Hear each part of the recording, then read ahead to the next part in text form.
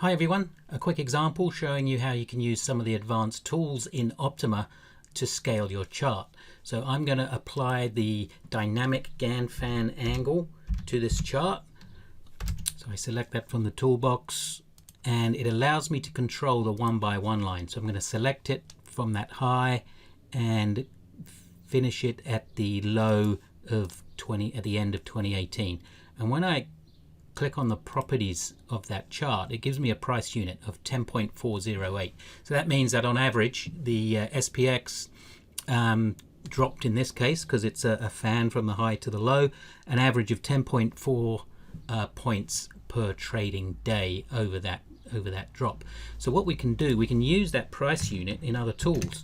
So I'm just going to copy that and then apply the standard Gann fan angle from that very same low and apply that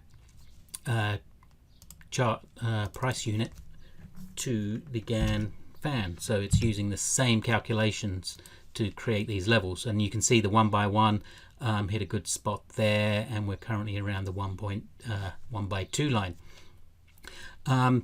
But one other thing that we can do is this time price ratio in the bottom right corner. If we control V to paste that 10.408 time price ratio, when we apply that, this chart is now, or the 1x1 lines are now geometric 45 degrees, because the chart is now using the same ratios for the bars on the screen as we are using for the Gann fans. Hope that's been useful. Any questions, please let us know.